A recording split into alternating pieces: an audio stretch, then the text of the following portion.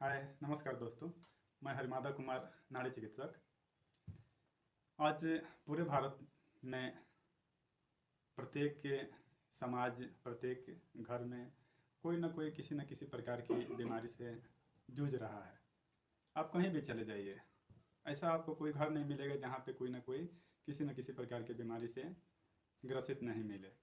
आज modern science ने काफ़ी तरक्की कर ली है, फिर भी बहुत सारी ऐसी बीमारियां हैं जिसका अस्थायी समाधान मॉडर्न साइंस नहीं दे पाया है। मेरा यह मानना है कि हमें बीमारी से ठीक होने के लिए किसी प्रकार का ईगो या अहंकार नहीं रखना चाहिए कि मैं इस साइंस को ही मानूंगा या इस पद्धति से ही इलाज कराऊंगा, बाकी इसके सिवा मेरा किसी पे फेथ नहीं है। मैं यहाँ पे यह बात इसलिए कर रहा हूँ क्योंकि बहुत सारे लोग एलोपैथिक मेडिसिन को छोड़कर अन्य प्रकार के जो चिकित्सा पद्धतियाँ हैं उसको इग्नोर करते हैं, और उनके अनुसार ये सब बाकी जितनी चिकित्सा पद्धतियाँ हैं वे काम नहीं करती हैं और उनका मतलब किसी प्रकार का कोई औचित्य नहीं, जबकि ऐसा नहीं है। हम लोग जिस समाज से आते हैं, भारत अनादिकाल से ही चिकित्सा के क्षेत्र में काफ़ी अग्रणी रहा है। हमारे ऋषि मुनि बहुत ही गहरे ध्यान समाधि में जाकर अनेकों अनेकों प्रकार की विधियाँ खोजा करते थे, और उन विधियों को पेशेंट के ऊपर, मरीज के ऊपर अप्लाई करके उन्हें प्रूव भी किया करते थे कि हाँ, यह पद्धति जो है काफ़ी कारगर है, इस बीमारी के लिए पद्धति काफ़ी अच्छी है। इस प्रकार से भारत में अनेकों अनेकों चिकित्सा पद्धतियाँ प्रचलित है, जैसे कि आयुर्वेदा हो गया, योगा हो गया, मुद्रा हो गया, एक्वाप्रेशर हो गया, मिट्टी चिकित्सा हो गया, सूर्य चिकित्सा हो गया। अनेकों प्रकार की चिकित्सा पद्धतियाँ भारत में प्रचलित थी, आज भी बहुत सारी जगहों पे उन सब चिकित्सा पद्धतियों का प्रयोग करके अनेक प्रकार की बीमारियों को ठीक किया जाता है। मैं भी आज आप लोगों से एक चिकित्सा पद्धति यहाँ पे शेयर करने जा रहा हूँ, जिसे कि मुद्रा थेरेपी कहा जाता है। मुद्रा थेरेपी आप में से बहुत सारे लोग जानते होंगे और बहुत सारे लोग नहीं जानते होंगे। तो सबसे पहले मुद्रा थेरेपी क्या है? मुद्रा, आपने योगा देखा होगा। योगा में क्या होता है, तो कोई भी व्यक्ति को जिसने जो आपने देखा होगा, जब कोई व्यक्ति योगा करता है तो अपने शरीर को एक निश्चित एंगल पे मोड़ता है, उसे क्या कहते हैं, उस पोजीशन को तो हम लोग योगा कहते हैं। उसी प्रकार से मुद्रा थेरेपी भी एक सिंबॉलिक पोजीशन है। तो इसमें हम लोग हाथों की 10 उंगलियों का उपयोग करते हैं, जिसके द्वारा कि मुद्रा थेरेपी के, जैसे कि आप लोगों ने इस प्रकार से अनेकों बार देखा होगा, या हिंदू देवी देवताओं के चित्र में अनेकों बार आपने देखा होगा, भगवान बुद्ध, भगवान महावीर, गुरु नानक आदि अनेक के हमारे जो महापुरुष हुए हैं उनके चित्र में भी आपने देखा होगा। मुद्रा थेरेपी का इतिहास जो है काफ़ी पुराना है। इसके क्रिएटर जो हैं वह भगवान शिव हैं। अब आपको समझ में आ गया होगा कि मुद्रा थेरेपी क्या है। तो मुद्रा थेरेपी क्या है? मुद्रा थेरेपी एक सिंबॉलिक पोजीशन है जिसमें हाथों की अंगुलियों को अलग अलग पोजीशन में क्या किया जाता है, तो मोड़ा जाता है, और उससे जो भी आकृति बनती है उसे हम लोग क्या करते हैं, मुद्रा करते हैं। तो मुद्रा थेरेपी से हम लोग क्या करते हैं, तो 5 एलिमेंट्स को बैलेंस करते हैं। जैसा कि हम सब जानते हैं कि पूरे ब्रह्मांड में उपस्थित सभी चीज़ें, जैसे कि पेड़ पौधा, जीव जंतु, ये सब 5 एलिमेंट से बने हुए हैं। जैसे कि अग्नि हो गया, वायु हो गया, आकाश हो गया, पृथ्वी हो गया एवं जल हो गया। इन सारे तत्वों में आप देखिएगा तो एक बैलेंस रहता है। जब भी यह बैलेंस गड़बड़ होता है तो क्या होता है, जैसे कि मान लीजिए कि अतिवृष्टि यानी कि जल तत्व की अधिकता होने से बाढ़ आने लगता है, वायु तत्व की अधिकता अधिक होने से आंधी तूफान उत्पन्न हो जाता है, अग्नि तत्व यानी कि अगर सूर्य अधिक तपने लगता है तो अधिक गर्मी पड़ने लगता है। यानी कि इन सब तत्वों में क्या होती है, तो एक बैलेंस होती है। इन सब तत्वों में आप जब देखिएगा तो सबसे अधिक जो है 72% जो होता है वह जल होता है। उसके बाद में जो दूसरा होता है पृथ्वी होता है, 12% है। उसके बाद में आकाश जो है 6% है, फिर वायु जो है 6% है। उसके बाद में सबसे कम जो है अग्नि है, अग्नि जो है 4% है।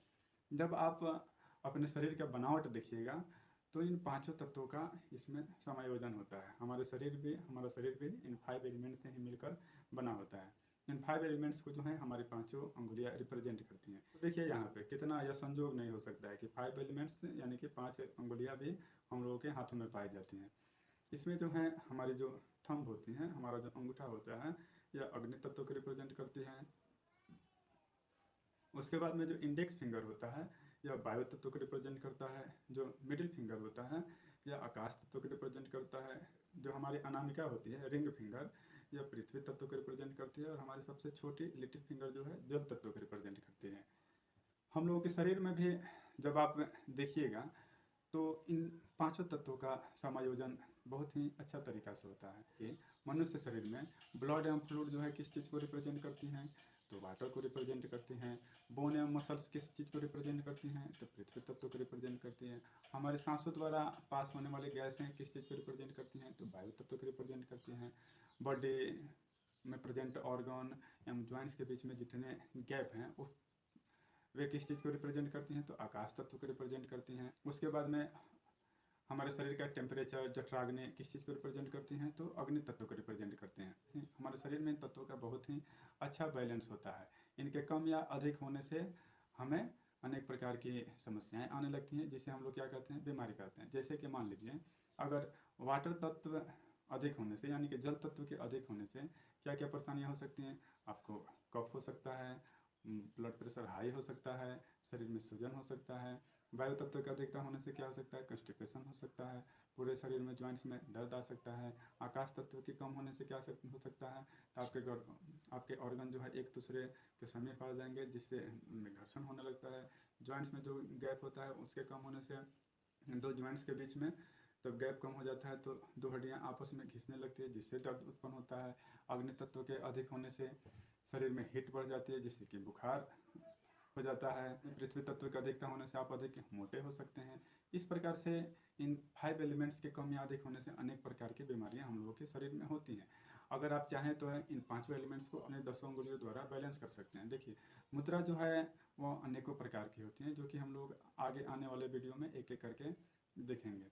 ये मुद्रा जो है आप अन्य किसी भी प्रकार के ट्रीटमेंट के साथ में ले सकते हैं, चाहे आप एलोपैथिक ले रहे हों, आयुर्वेदा ले रहे हों, या आप योगा कर रहे हों, या आप यूनानी मेडिसिन ले रहे हों, या आप अन्य किसी भी प्रकार की थेरेपी ले रहे हों, या अन्य किसी प्रकार की चिकित्सा ले रहे हों, उसके साथ में आप मुद्रा को कर सकते हैं। इसका कोई साइड इफेक्ट नहीं है। अगर आप मुद्रा को गलत भी करते हैं तो इसका आपको लाभ नहीं मिलेगा, लेकिन इसका कोई आपको साइड इफेक्ट देखने को नहीं मिलेगा। प्रत्येक मुद्रा जो है करने के लिए वह अलग अलग आसन निर्धारित किया हुआ है, लेकिन इन सब के अलावा आप मुद्रा को किसी भी तरह से कर सकते हैं। जैसे कि आप पालथी लगाकर बैठकर कर सकते हैं, चाहे तो चलते हुए कर सकते हैं, चाहे तो सोकर कर सकते हैं, चाहे तो आप एक हाथ से कर सकते हैं, चाहे तो आप दोनों हाथ से कर सकते हैं। हाँ, दोनों हाथ से ज़रूर करना चाहिए, क्योंकि दोनों हाथ से करने पर इसका जो फ़ायदा होगा वह अधिक होता है। आप चाहें तो एक हाथ से एक मुद्रा और दूसरे हाथ से दूसरे टाइप का मुद्रा आप कर सकते हैं। आप बैठते हुए मुद्रा कर सकते हैं, एक हाथ से मुद्रा आप कर रहे हैं, दूसरे हाथ से आप चाहें तो अपना दूसरा कोई काम कर सकते हैं। ज़्यादा फास्ट एवं अधिक रिजल्ट के लिए मुद्रा जब आप करें तो उसके साथ में आप गहरी लंबी सांसें लें, तो इससे क्या होगा, जो रिजल्ट होता है वो काफ़ी फास्ट हो जाता है। जब आप गहरी लंबी सांसें लेते हैं तो मुद्रा का जो रिजल्ट होता है वो काफ़ी फास्ट हो जाता है। तो आज जो हम लोग सबसे पहले देखेंगे वह देखेंगे ज्ञान मुद्रा। ज्ञान मुद्रा से आप सब परिचित होंगे। ज्ञान मुद्रा इस प्रकार से किया जाता है, इसमें 2 उंगलियों का उपयोग किया जाता है, थंब का एवं इंडेक्स फिंगर का है। तो इन दोनों को एक दूसरे के पास में लाकर और दोनों का जो टिप होता है इस प्रकार से सटाएंगे, और बाकी की हमारी 3 उंगलियां जो रहेंगी वह इस प्रकार से सीधे रहेंगी।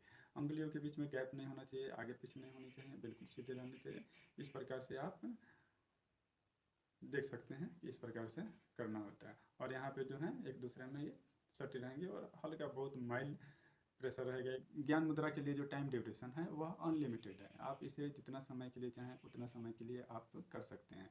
ज्ञान मुद्रा के अनेकों लाभ हैं, जैसे कि यह पैरासिम्पैथेटिक नर्वस सिस्टम को एक्टिवेट करता है, यानी कि हम लोगों के शरीर में किसी भी प्रकार का कोई ऐसा एक्टिविटी जो हम लोगों के शरीर में एक विशेष हलचल उत्पन्न करता है या बेचैनी उत्पन्न करता है, तो उस टाइम पे अगर आप इस मुद्रा को करते हैं तो आपका शरीर जो है वह नॉर्मलाइज होने लगता है। ज्ञान मुद्रा पिनियल ग्लैंड, पिट्यूटरी ग्लैंड एवं हाइपोथैलेमस को रेगुलेट करता है। इससे आप अंदाज़ा लगा सकते हैं कि ज्ञान मुद्रा जो है डायरेक्ट हम लोगों के ब्रेन को रेगुलेट करती है, और उसका जो असर होता है डायरेक्ट हम लोगों के ब्रेन पर होता है। यह मुद्रा उन व्यक्तियों के लिए काफ़ी लाभदायक हैं जो कि दिमागी तौर से मेहनत करते हैं, जैसे कि स्टूडेंट हो गए, डॉक्टर्स हो गए, वकील हो गए, या अन्य कोई भी व्यक्ति जो कि दिमागी या मानसिक रूप से कमज़ोर हो। उसके लिए यह मुद्रा काफ़ी उपयोगी है। यह मुद्रा जो है एकाग्रता बढ़ाने, मेमोरी बढ़ाने एवं आईक्यू लेवल को बढ़ाने के लिए सबसे अच्छा मुद्रा है। अगर कोई व्यक्ति नकारात्मक विचारों से हमेशा घिरा रहता है, उसके अंदर हमेशा गुस्सा, चिंता, टेंशन, तनाव आदि चीज़ें भरी रहती हैं, तो यह मुद्रा के अभ्यास करने पर वह व्यक्ति उन नकारात्मक विचारों से बाहर निकल जाता है। जब वैसे व्यक्ति इस मुद्रा का अभ्यास करते हैं तो उन नेगेटिव थॉट्स से बाहर निकलने में काफ़ी सहायता मिलती है। यह मुद्रा जब भी आपको लगे कि आप बहुत अधिक टेंशन, गुस्सा या चिंता में हैं, तो इस मुद्रा को आप करके और लंबी गहरी सांस लीजिए। आप देखेंगे 2 से 3 मिनट में ही आपकी वृत्तियाँ जो हैं शांत होने लगी, आपके शरीर में, आपके मन में जो भी व्यथाएँ हैं वो क्या होने लगती हैं, तो शांत होने लगती हैं। ज्ञान मुद्रा जो है ध्यान, समाधि, मेडिटेशन के लिए काफ़ी लाभदायक मुद्रा है और काफ़ी प्रचलित मुद्रा भी है। यह मुद्रा अन्य कई बीमारियों में भी लाभ देता है, जैसे कि अगर आपको कार्डियक से रिलेटेड कोई प्रॉब्लम है तो उसमें यह आपको राहत प्रदान करता है। इसके अलावा डिमेंशिया हो गया, अल्जाइमर्स हो गया, ओवरवेट हो गया, एपिलेप्सी हो गया, इस प्रकार की अन्य कई बीमारियों में यह मुद्रा काफ़ी लाभ देता है। आपको जब भी लगे कि आप टेंशन, चिंता या तनाव में हैं, तो इस मुद्रा के साथ में आप लंबी गहरी सांसें लीजिए। 2 से 3 मिनट में ही आप देखेंगे कि आपके अंदर उठी हुई जो भी एक्सेसिव भावनाएं थीं वो क्या होने लगी, तो धीरे धीरे शांत होने लगी। यह मुद्रा उन विद्यार्थियों के लिए भी काफ़ी अच्छा है जो कि अपने माइंड को, अपने दिमाग को पढ़ाई में कंसंट्रेट नहीं कर पाते हैं। इस प्रकार से यह मुद्रा काफ़ी लाभ देती हैं। ब्रेन पे इसका सीधा कंट्रोल होने के कारण अगर देखा जाए तो परोक्ष रूप से नहीं, अपरोक्ष रूप से इसका जो कंट्रोल है या इसका जो असर है वो हम लोगों के पूरे शरीर पर पड़ता है। इसीलिए आप इस मुद्रा को ज़रूर करें और साथ में औरों को भी बताएं और यह वीडियो शेयर करें ताकि जितना हो सके समाज के लोग इसका लाभ उठा सकें। और हाँ, यह मुद्रा जो है बिना किसी प्रकार के खर्च के आपको मिल रहा है, तो इसका मतलब आप इसे हल्के में नहीं लीजिएगा, क्योंकि आप एक बार करिए, यह बहुत ही अच्छा और बहुत ही लाभदायक है।